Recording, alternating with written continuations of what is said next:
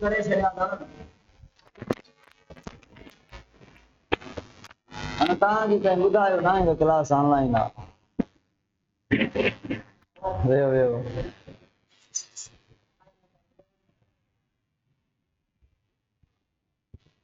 असां हिते पढ़ूं पिया अली मुराद साहब आयो ॿुधाइण क्लास ऑनलाइन आहे। सुने भाई आवाज आ रही है? आवाज की कोई इशू तो नहीं है?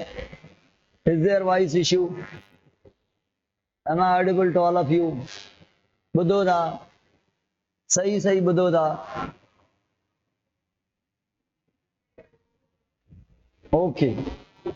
कहाँ पर थे हम कहाँ पर थे? हम थे वकार यो दरवाजो बंद कर जाए। हाँ शेड अचे तो स्लो है वॉइस। क्यों स्लो है भाई? क्यों? क्या करें वॉइस को?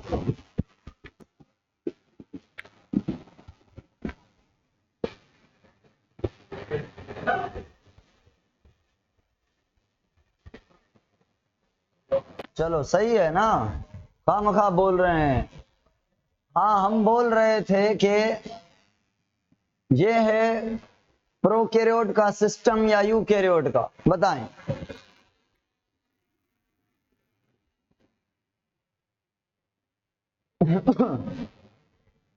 ये यूकैरियोट की कैसे समझ रहे हैं? माइटोकॉन्ड्रिया है।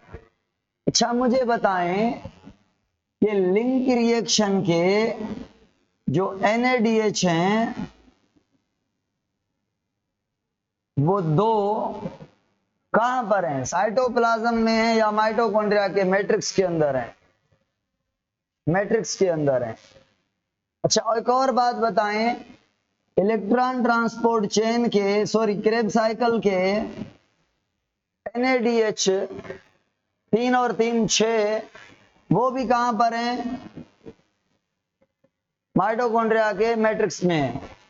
मतलब 8 NADH and 2 FADH electron transport chain वाले, ये आपके कहां पड़े हैं? माइटोकॉन्ड्रिया के अंदर। ये यहां से आएंगे, अपने इलेक्ट्रॉन इसको देंगे। ये प्रोटीन्स हैं, इनको कहते हैं इलेक्ट्रॉन को ट्रांसपोर्ट करने वाली प्रोटीन्स या चेन।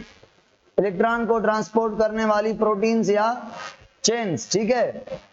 चलो अभी आ जाते हैं। ये जो कॉम्प्लेक्स नंबर 1 है, इलेक्ट्रॉन को ट्रांसपोर्ट करने वाली चेन के फॉर्म में प्रोटीन मैट्रिक्स पर इनर मेम्ब्रेन पर लगी हुई हैं। प्रोटीन कॉम्प्लेक्सेस हैं बिल्कुल। टोटल NADH कितनी है पूरे सेल के अंदर एक ग्लूकोज से?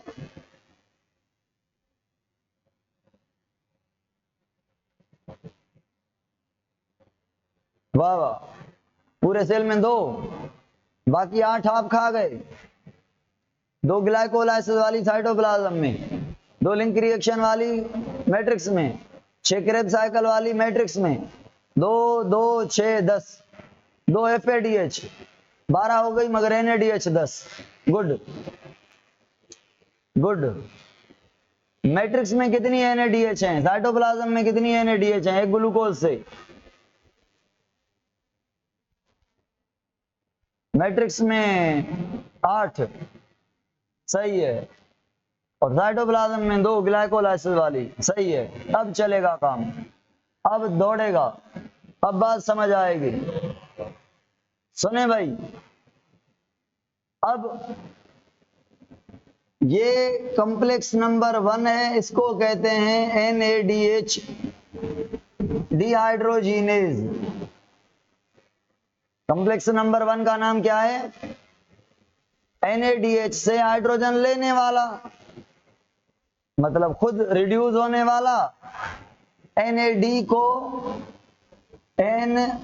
NADH को हाइड्रोजन लेकर किसमें कन्वर्ट करने वाला? खाली करने वाला। तो हाइड्रोजन किसके पास चली गई? हाइड्रोजन कैरियर से इलेक्ट्रॉन ट्रांसपोर्ट चेन के कॉम्प्लेक्स नंबर 1 के पास। ये इलेक्ट्रॉन कैरियर नहीं है, ये हाइड्रोजन कैरियर है। मतलब इलेक्ट्रॉन भी ट्रांसफर करेगा, प्रोटॉन भी साथ में। चलो जी, जिसके साथ में नाम लगाऊं साइटोक्रोम, वो ओनली इलेक्ट्रॉन कैरी करेगा। ये चार जो हैं ये आखिरी, मतलब दो कॉम्प्लेक्सेस, ये साइटोक्रोम्स हैं। बाकी ये जो तीन हैं ये साइटोक्रोम नहीं है। इनमें से पहला प्रोटीन है NADH डिहाइड्रोजिनेज, ये इसका कॉम्प्लेक्स का हिस्सा है, ये वाला छोटा मॉलिक्यूल लिपिड का बना हुआ है। इसको कहते हैं यूबीक्वानिन, UQ, यूबीक्वानिन। ये जो NADH से हाइड्रोजन लेगा, ये हाइड्रोजन देगा अपने मूव करने वाले मोटाइल इलेक्ट्रॉन कैरियर को। मूविंग कौन है? NADH डिहाइड्रोजिनेज या यूबीक्वानिन? यूबीक्वानिन। तो यूबीक्वानिन भाग के इधर इलेक्ट्रॉन पहुंचाएगा कॉम्प्लेक्स नंबर 2 के पास या कॉम्प्लेक्स नंबर 3 के पास। 2 के पास नहीं गए इलेक्ट्रॉन, किसके? NADH के। NADH के 1 के पास गए, 1 के यूबीक्वानिन ने डायरेक्ट पहुंचा दिए 3 के पास। ये बात याद रखनी है। फिर जो 3 है वो अपने मोबाइल इलेक्ट्रॉन कैरियर से, मतलब ये हुआ कॉम्प्लेक्स 1 कंसिस्ट ऑफ 2 मॉलिक्यूल्स, एक हाइड्रोजन लेने वाला और दूसरा हाइड्रोजन ट्रांसफर करने वाला। कॉम्प्लेक्स 2 कंसिस्ट ऑफ ओनली एक ही मॉलिक्यूल। आगे इसको पढ़ेंगे। Complex 3 consist of again 2 molecule, एक का नाम है साइटोक्रोम B, दूसरे का नाम है cytochrome C। Cytochrome C, cytochrome B fix है, इंट्रिंसिक है, और C यूबीक्वानिन की तरह मेम्ब्रेन पर ऊपर लगा हुआ है, लूजली अटैच, मेम्ब्रेन पर ऐसे घूमता है ऊपर से। यूबीक्वानिन भी ऐसे ऊपर से घूमता है। समझ आ रही है मेरी बात? क्यों नहीं आएगी? आनी चाहिए। चलो भाई, साइटोक्रोम NADH ने हाइड्रोजन लेकर यूबीक्वानिन को, यूबीक्वानिन ने देकर साइटोक्रोम B को। अब पूछता है साइटोक्रोम B किसको ऑक्सीडाइज करता है, किसको रिड्यूस करता है? भाई ऑक्सीडाइज यूबीक्वानिन को करता है, उसे लेता है, दो मुझे हाइड्रोजन, नहीं सॉरी इलेक्ट्रॉन।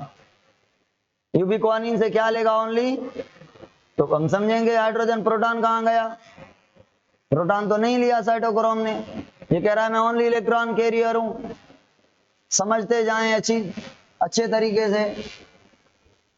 फिर ये इलेक्ट्रॉन साइटोक्रोम C ने ट्रांसफर किया कॉम्प्लेक्स नंबर 4 के साइटोक्रोम A को, ये A3 है, A एंड A3। क्या मैं कहूं कि साइटोक्रोम A एंड A3 को मिला के कॉम्प्लेक्स 4 कहते हैं? क्या मैं कहूं साइटोक्रोम B एंड C को मिला के कॉम्प्लेक्स 3 कहते हैं? क्या मैं कहूं FADH डिहाइड्रोजिनेज को अकेले को कॉम्प्लेक्स 2 कहते हैं? क्या मैं कहूं कि NADH डिहाइड्रोजिनेज एंड यूबीक्वानिन को मिला के कॉम्प्लेक्स 1 कहते हैं? सारी चीजें सही हैं ये।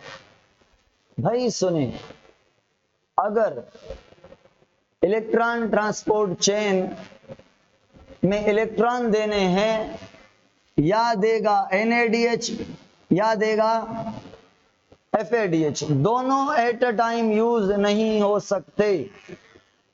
एक इलेक्ट्रॉन ट्रांसपोर्ट चेन होती है, दो एक साथ नहीं। इट मीन्स ये हो गया, इट मीन्स क्या हो गया कि जब FADH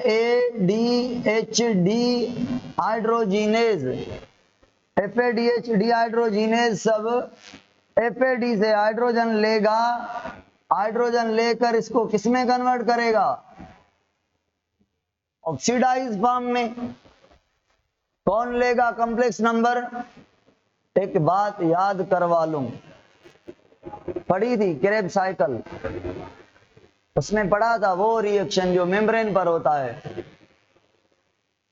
सक्सीनेट का फ्यूमरेट में कन्वर्ट होना बाय सक्सीनेट डिहाइड्रोजिनेज या फ्यूमरेट सिंथेटेज, जो भी कह लें।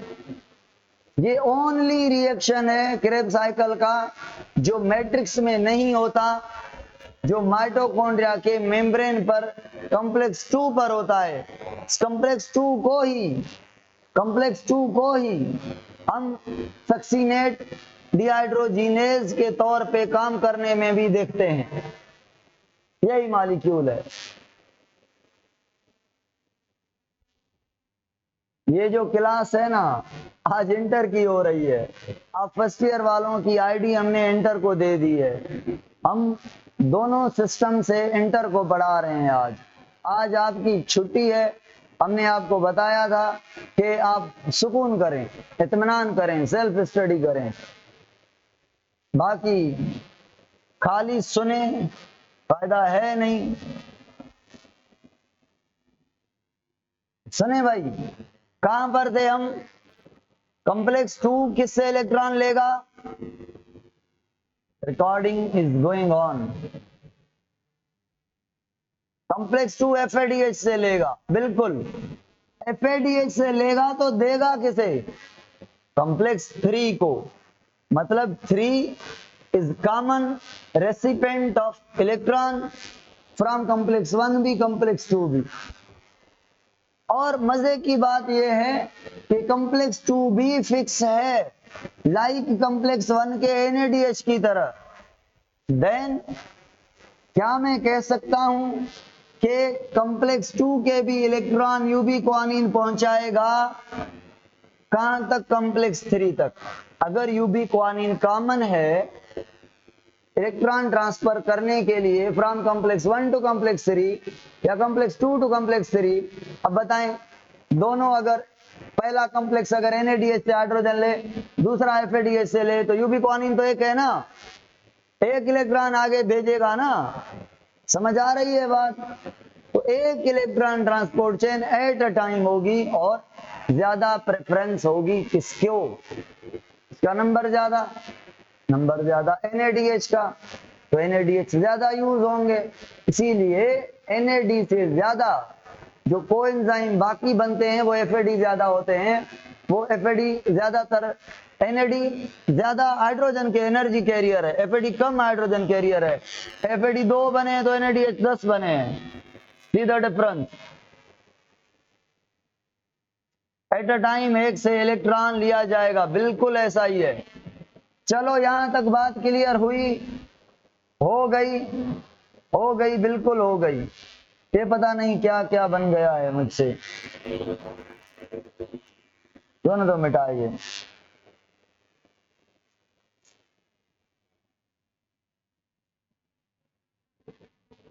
हाँ भाई, अभी काम की बात है। अवाम घटना ही अवाम भी आईडी दे भी बैठोआ। सुने भाई, अब काम की बात हो रही है। अब ये क्या हो रहे हैं? इधर से इधर से इधर से इधर इलेक्ट्रॉन ट्रांसपोर्ट। तो ये इलेक्ट्रॉन ट्रांसपोर्ट चेन है, कंसिस्ट ऑफ 4 कॉम्प्लेक्स। अच्छा, चौथे कॉम्प्लेक्स तक इलेक्ट्रॉन पहुंचाए थे, चौथे कॉम्प्लेक्स के कॉम्प्लेक्स 1 पर, ए पर। अब ए देगा किसको? बड़ी मजे की बात है यहाँ पे, जो लाल कलर की आप ऑक्सीजन लेते हैं, सांस लेते हैं, ये सांस ली आपने, अंदर गई ना, ग्लाइकोलिसिस में यूज हुई ना, लिंक रिएक्शन में ऑक्सीजन यूज हुई ना, क्रेब्स साइकिल में ना, in the start of electron transport chain. At the end of electron transport chain को खत्म करने के लिए, इलेक्ट्रॉन ट्रांसपोर्ट चेन को फ्री करने के लिए, मतलब अगली को चलाने के लिए ऑक्सीजन यूज होती है। अब कैसे? अब ऐसे कि इस इलेक्ट्रॉन ट्रांसपोर्ट चेन पर इलेक्ट्रॉन पड़े हुए हैं, कौन से? जो NADH ने दिए हैं या FADH ने दिए हैं। कहां पे पड़े हैं? A3 के पास। क्या पड़े हैं भाई? इलेक्ट्रॉन। प्रोटॉन तो नहीं है ना, प्रोटॉन तो साइटोक्रोम 3 ने लिए ही नहीं थे। समझ आ रही है बात? हाँ, तो ये ऑक्सीजन को तोड़ के कौन तोड़ेगा ऑक्सीजन को? A3। इसीलिए इसको कहते हैं ऑक्सीडेज। कॉम्प्लेक्स 4 का नाम है ऑक्सीडेज। ऑक्सीडेज क्या ये सारे ऑक्सीडो रिडक्टेज हैं? हाँ, एक से ले रहे हैं उसको ऑक्सीडेशन कर रहे हैं, अगले को दे रहे हैं उसकी रिडक्शन कर रहे हैं। अब पूछता है फाइनल इलेक्ट्रॉन एक्सेप्टर कौन है? तो फाइनल इलेक्ट्रॉन एक्सेप्टर है ये। और कहां पे काम करता है? A3 पर। कैसे? ये टूटती है O एंड O में एक O दिया जाता है 2 इलेक्ट्रॉन को, मतलब इससे इलेक्ट्रॉन को उतार के ऑक्सीजन को दिए जाते हैं। और जो यहाँ पे मैट्रिक्स में प्रोटॉन होते हैं वो प्रोटॉन 2 मिला के ये क्या बन जाएगा बताएं? 2 प्रोटॉन 2 इलेक्ट्रॉन और एक ऑक्सीजन H2O बनता है। एट द एंड इसको कहते हैं मेटाबॉलिक वाटर या रेस्पिरेटरी वाटर।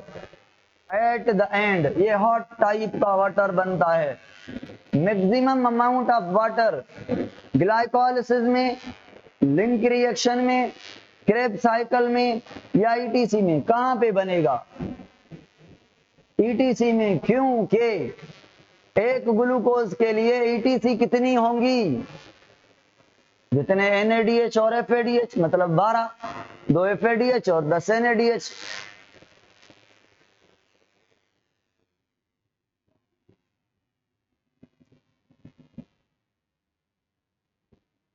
चलो जी 12। ये इलेक्ट्रॉन ट्रांसपोर्ट हो गए। बड़ी मजे की तो बात अभी है ना, इलेक्ट्रॉन तो गए। जब इलेक्ट्रॉन ने जंप मारा इधर से इधर, जहां पे भी इलेक्ट्रॉन गिरता है, आता है या जाता है, वहां पे इलेक्ट्रॉन अपनी एनर्जी लॉस करता है। उस लॉस हुई इलेक्ट्रॉन की एनर्जी को यूज करके कॉम्प्लेक्स नंबर 1 ने, कौन से कॉम्प्लेक्स ने? कॉम्प्लेक्स नंबर 1 ने, कॉम्प्लेक्स नंबर 3 ने, कॉम्प्लेक्स नंबर 4 ने उस इलेक्ट्रॉन की निकली हुई एनर्जी से प्रोटॉन को अट्रैक्ट करके पंप किया है into the outer space from the matrix. ये बात समझ नहीं आई कि यहां पे प्रोटॉन, अभी लास्ट में पता चलेगा इधर प्रोटॉन आए कहां से, जो आप ले रहे हैं। इधर पानी के लिए प्रोटॉन लिए 2 और अभी कह रहे हैं जो इलेक्ट्रॉन ट्रांसपोर्ट। अच्छा मैं क्या कहूं, ये जो पंप ये है मॉलिक्यूल कॉम्प्लेक्स 1, इसके अंदर आर पार सुराख होगा, चैनल होगा प्रोटॉन के लिए, होगा ना? और ऐसे भी होगा, मॉलिक्यूल टू मॉलिक्यूल भी होगा, क्योंकि ये कैरियर भी है, मतलब molecule to molecule to molecule electron transfer कर रहा है, यहाँ पे कैरियर है। और ये आर पार अक्रॉस द मेम्ब्रेन भी पार कर रहा है प्रोटॉन को, पंप भी है।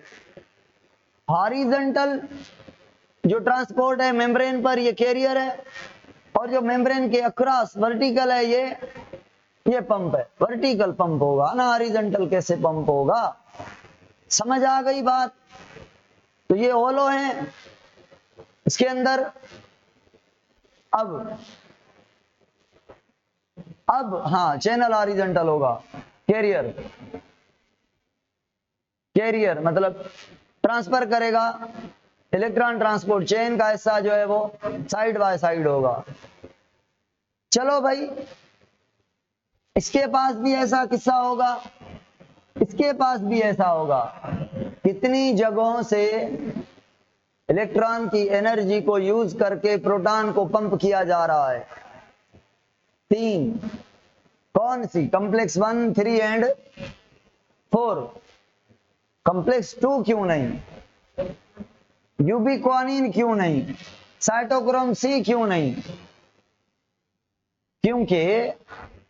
क्योंकि ये इंट्रिंसिक है, ये मेम्ब्रेन से ऐसे लगा हुआ है, इधर से प्रोटॉन पंप हो सकते हैं ना, और ये वाला मेम्ब्रेन पर ऐसे या ऐसे लगे हुए हैं।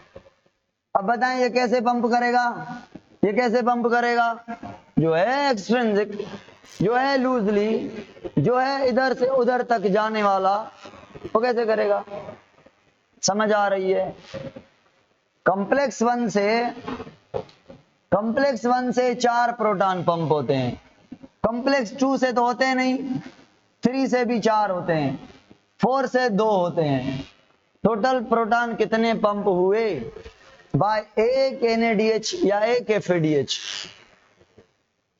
अगर NADH की बात करें तो 10 प्रोटॉन पंप हुए फ्रॉम मैट्रिक्स टू द, भाई 4 इधर से, 4 इधर से, 2 इधर से।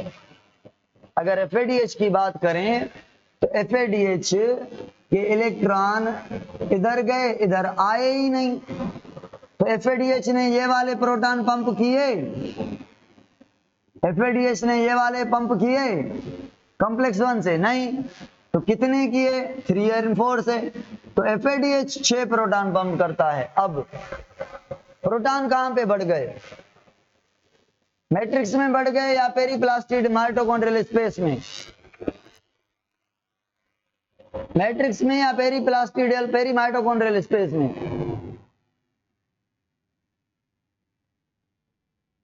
अच्छा सुने, मैट्रिक्स बड़ी स्पेस है या inner membranes space? Inter membranes space, मतलब मैट्रिक्स बड़ी है और ये इंटर मेम्ब्रेनस स्पेस मतलब 2 मेम्ब्रेन या पेरी माइटोकॉन्ड्रियल मेम्ब्रेन स्पेस ये कम है। तो भाई हम कहते हैं इलेक्ट्रॉन से ATP बनती है, असल में प्रोटॉन ATP बनाता है, मगर उसके पीछे हाथ इलेक्ट्रॉन का होता है। तभी हम कहते हैं भाई एनर्जी किसने बनाई? इलेक्ट्रॉन ने। क्योंकि लाइट किसको मिली? इलेक्ट्रॉन को। एनर्जी रखी किसने? इलेक्ट्रॉन ने। एनर्जी ट्रांसफर किसने की? इलेक्ट्रॉन ने। लूज किसने की? इलेक्ट्रॉन ने। प्रोटॉन को पंप किसने करवाया? इलेक्ट्रॉन ने। अब प्रोटॉन ATP बनाएंगे, तो प्रोटॉन की जो ATP प्रोटॉन से बनेगी वो उसका टाइटल हम इलेक्ट्रॉन को देते हैं।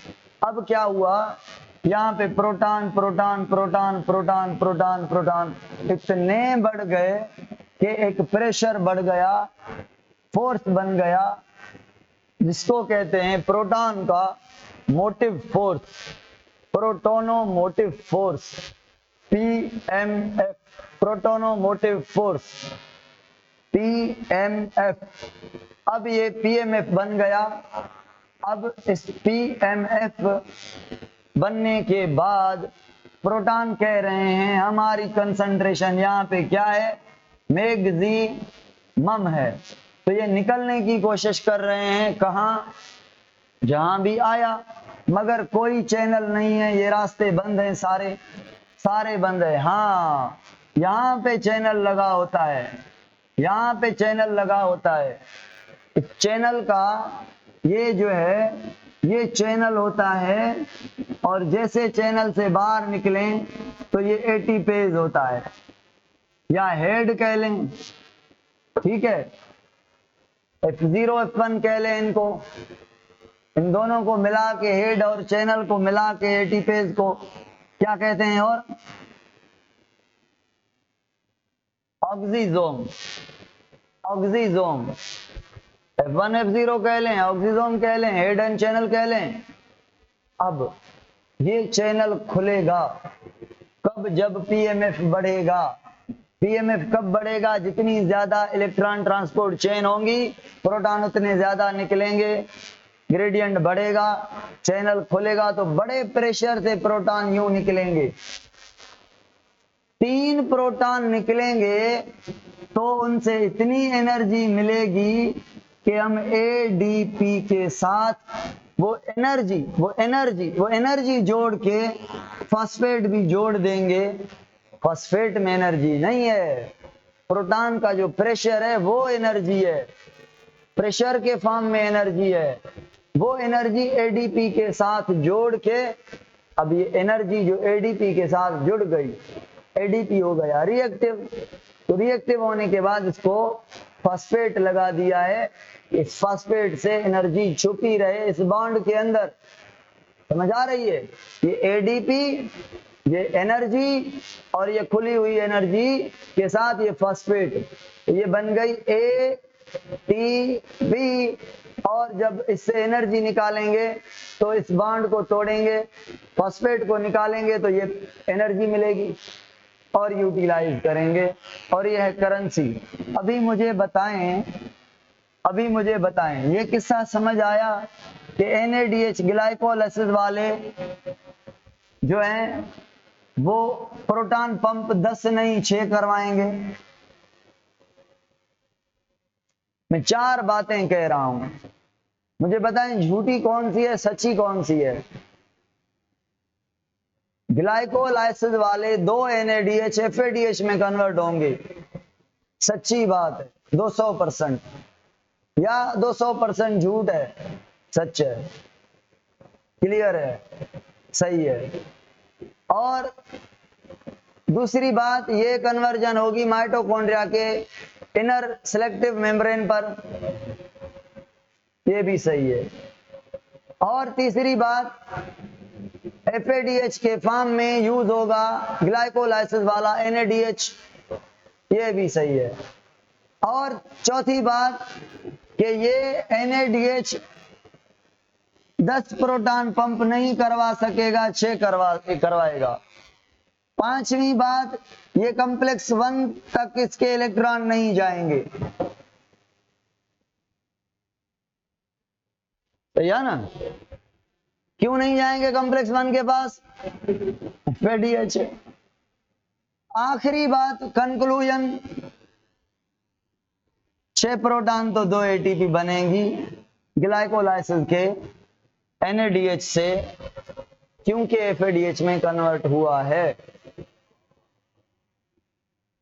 ये जो कन्वर्जन है NADH की टू FADH, ये mechanism is called as shuttle mechanism.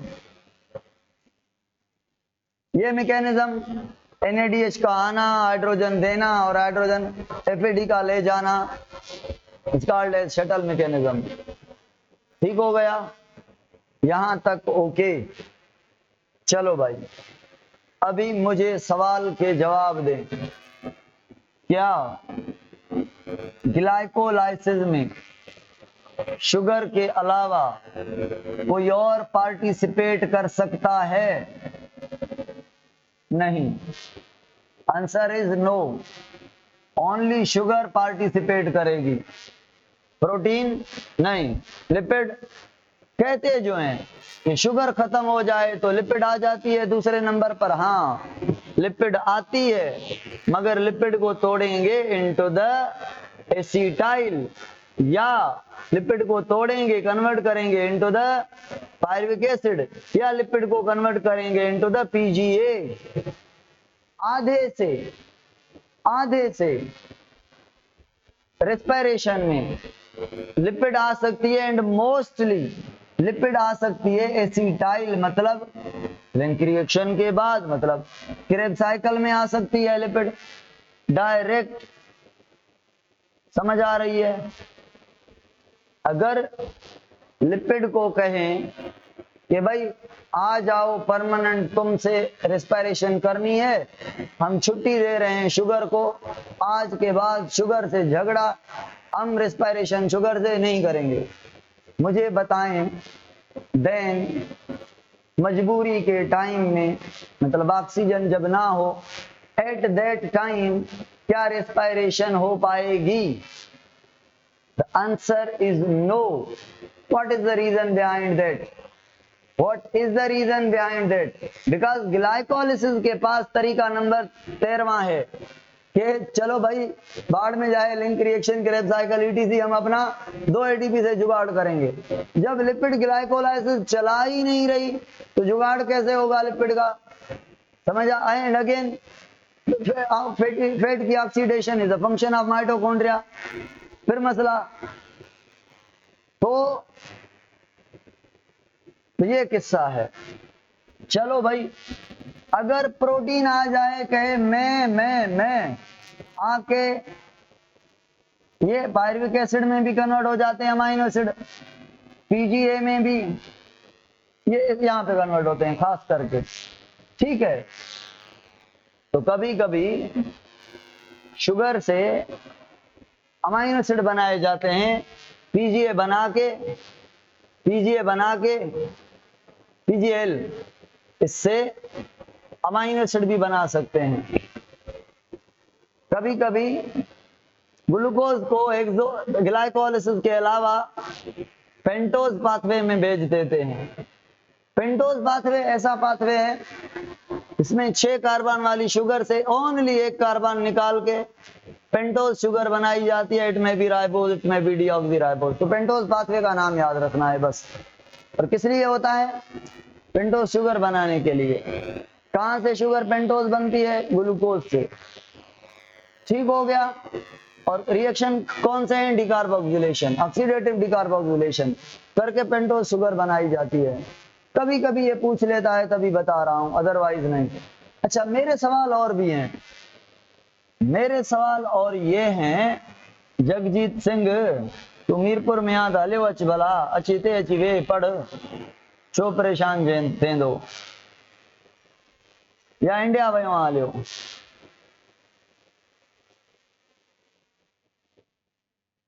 हाँ भाई, मेरे सवाल और भी हैं।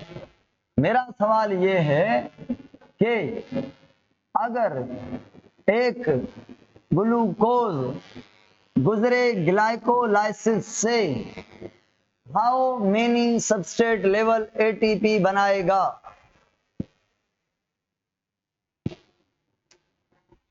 सबस्ट्रेट लेवल की बात बताई थी मैंने।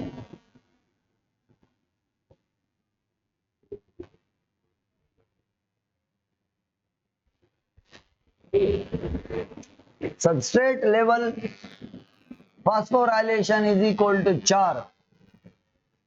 लिंक रिएक्शन में substrate level phosphorylation is equal to 0। Krebs cycle में substrate level phosphorylation is equal to 2। Total substrate level phosphorylation is equal to 6। Electron transport chain में substrate level phosphorylation is equal to 0। अब है क्या? Substrate level का मतलब है glucose को तोड़ते हुए डायरेक्ट इन रिएक्शन से सीधी एटीपी बनाना, सीधी एटीपी बनाना ग्लूकोज को तोड़ते हुए। तो ग्लूकोज तो यहां तक टूट गया है ना, यहाँ पे ग्लूकोज टूट रहा है ना, टूट रहा है क्या? नहीं। तो यहाँ पे जो एटीपी बनेगी उनको सबस्ट्रेट लेवल नहीं कहेंगे। समझ आ गई बात? क्या मैं सबस्ट्रेट लेवल को डायरेक्ट एटीपी फॉर्मेशन कहूं? एक होती है इनडायरेक्ट, ग्लूकोज से हाइड्रोजन निकालो, हाइड्रोजन दो किसको? NADH को। हाइड्रोजन निकालो किसको दो? हाइड्रोजन निकालो किसको दो? या किसको दो? अब मुझे बताएं, हाइड्रोजन का निकलना ग्लूकोज से, ग्लूकोज की ऑक्सीडेशन या रिडक्शन? ऑक्सीडेशन हुई। अब NADH जब जाएगा इलेक्ट्रॉन ट्रांसपोर्ट चेन के पास, वहां पे हाइड्रोजन देगा, इसकी भी क्या हो गई? एक इलेक्ट्रॉन ट्रांसपोर्ट चेन का मॉलिक्यूल दूसरे को देगा, इसकी भी क्या हो गई? तो ऑक्सीडेशन, ग्लूकोज को से हाइड्रोजन निकाल के उन हाइड्रोजन से एटीपी बनाना, मतलब इनडायरेक्ट, मतलब बीच में कैरियर आ गए। तो इलेक्ट्रॉन ट्रांसपोर्ट चेन से जितनी भी एटीपी बन रही हैं ये सारी आर कॉल्ड है। तो अभी काउंट करें ऑक्सीडेटिव कितनी?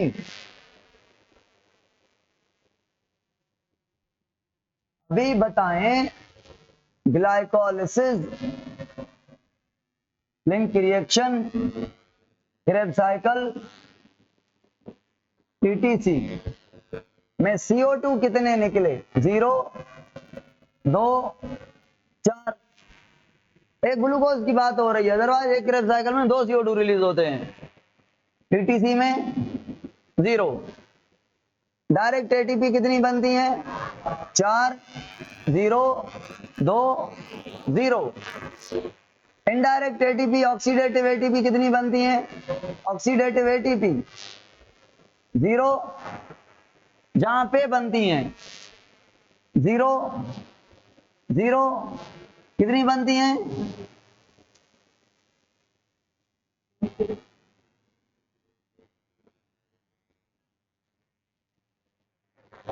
32 या 34 दोनों।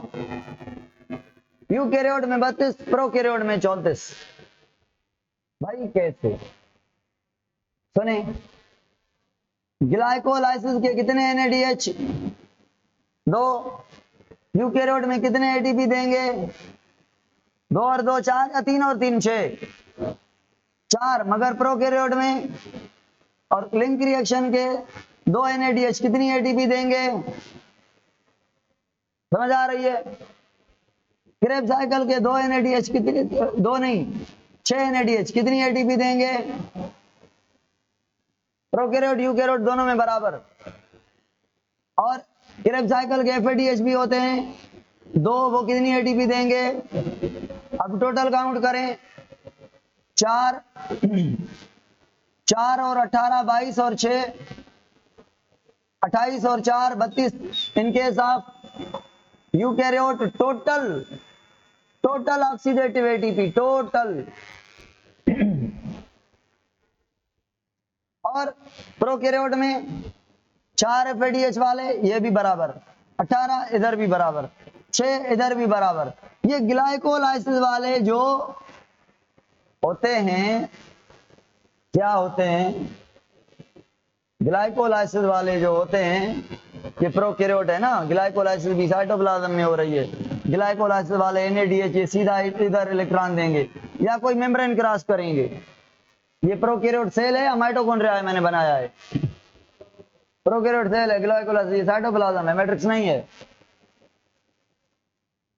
चलो अल्लाह करे बात समझ आ गई हो कि due to the shuttle mechanism eukaryote में ATP कम बन रही है। Due to the shuttle mechanism बेईमानी with NADH of glycolysis at mitochondrial inner membrane। Okay, अब यूकेरियोट 2 ATP कम बना रहा है मगर फिर भी ज्यादा बना रहा है। मतलब यूकेरियोट एक ग्लूकोज से 2 ATP कम बना रहा है मगर फिर भी ज्यादा बना रहा है। कम बना रहा है तो कम बना रहा है ना, मैं कह रहा हूं कम बना रहा है मगर फिर भी ज्यादा बना रहा है। तो भाई प्रोकैरियोट में एक सेल है, थोड़े मीजोजोम है। यूकेरियोट ने कहा अच्छा हम एक इलेक्ट्रॉन ट्रांसपोर्ट, एक ग्लूकोज से 2 ATP कम बनाएंगे, चलो number of electron transport chain बढ़ा दो। बताएं number of electron transport chain prokaryote में ज्यादा है या यूकेरियोट में? क्यों? माइटोकॉन्ड्रिया ज्यादा है, क्रिस्पी ज्यादा फोल्डेड है। 5 लाख माइटोकॉन्ड्रिया पर सेल भी हैं। जितना ज्यादा एक्टिव सेल है उतने ज्यादा माइटोकॉन्ड्रिया, मतलब उतने ज्यादा ग्लूकोज टूटेंगे ज्यादा। प्रोकैरियोट 10 ग्लूकोज को तोड़ेगा तो यूकेरियोट 10,000 को तोड़ेगा एट अ टाइम।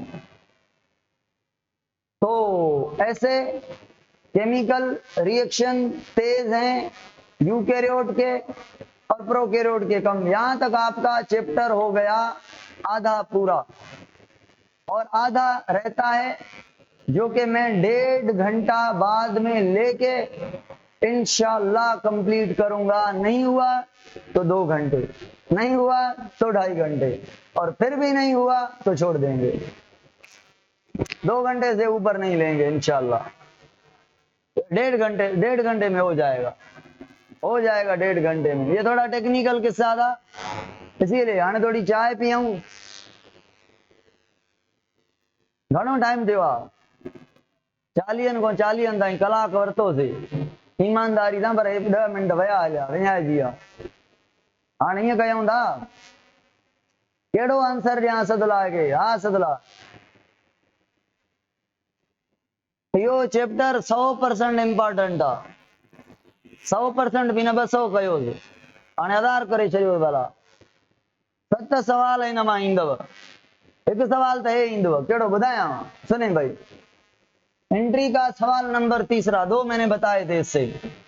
ये आएगा सवाल के एक ग्लूकोज अगर क्रेब्स साइकिल से गुजरता है किधर से? क्रेब्स साइकिल से, तो कितनी ऑक्सीडेटिव फास्फोराइलेशन करवाएगा? मतलब एक ग्लूकोज क्रेब्स साइकिल से मतलब 2 क्रेब्स साइकिल, 2 क्रेब्स साइकिल मतलब 6 NADH 2 FADH, 6 NADH मतलब 18 ATP और 4 ATP मतलब 22 ऑक्सीडेटिव फास्फोराइलेशन करवाएगा ओनली एक ग्लूकोज के 2 क्रेब्स साइकिल। अगर पूछे एक क्रेब्स साइकिल ऑक्सीडेटिव फास्फोराइलेशन कितनी करवाएगा, एक क्रेब्स साइकिल 3 NADH 1 FADH, 3 मतलब 9 और 1 मतलब 2, 11 ATP बनाएगा एक क्रेब्स साइकिल। समझ आ रही है? हाँ, ये सिग्नेचर मेरी, ये सिग्नेचर, ये तो पक्का आएगा, ये तो पक्का आएगा। क्या डेट है भाई? हाँ सर, खत्म आसान जो क्लास। डेट क्या है? जो भी है आज वाली लगा दें, 15 होगी ना, और 7/2024, ये पक्का आएगा। अच्छा मुझे बताएं, एक और सवाल भी हो जाए आखिरी। अगर पायरुविक एसिड 3 है और ये इलेक्ट्रॉन ट्रांसपोर्ट चेन तक जा रहे हैं, how many total ATP produce from the 3 pyruvic acid? Pyruvic acid मतलब ग्लाइकोलाइसिस को छोड़ दें, ग्लाइकोलाइसिस को छोड़ दें।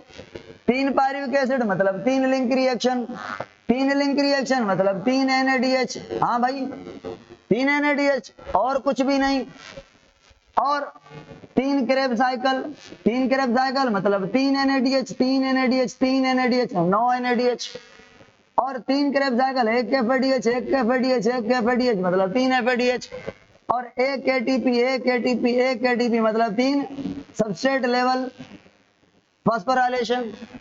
अब इनको मिला के ATP इनसे निकालें, इनसे निकालें। 3 ATP 3 NADH 9 27, ये 9, हाँ भाई, और ये 3, अब मिलाएं 9 और 3 12, 12 और 9 21, 21 और 27 पता नहीं कितने होंगे, 21 और 27, 27 37 47 48, 48 ATP बने टोटल। सॉरी FADH के मैंने 9 कर दिए हैं, 6, 3 कम कर लें 48 में से, ठीक है। अब जिसको ये बात समझ आई, ये 48 नहीं होंगे, ये FADH है ना, ये 3 FADH हैं। क्या ये 3 3 9 ATP बनाएंगे या 2 2 6? तो ये 3 से 9 ATP, ये 9 से 27 ATP, ये 3 FADH हैं तो 6 ATP, और ये 3 डायरेक्ट ATP हैं तो डायरेक्ट ATP। अब इनको मिला लें, जो आंसर आएगा वो 3 पायरुविक एसिड से आएगा। आपकी असाइनमेंट ये है, 3 पायरुविक एसिड नहीं, अब 4 पायरुविक एसिड है, और ओनली ऑक्सीडेटिव फास्फोराइलेशन कितनी करेंगे, और ओनली सबस्ट्रेट लेवल फास्फोराइलेशन कितनी करेंगे। सबस्ट्रेट लेवल कितनी करेंगे यह भी बता दें आप।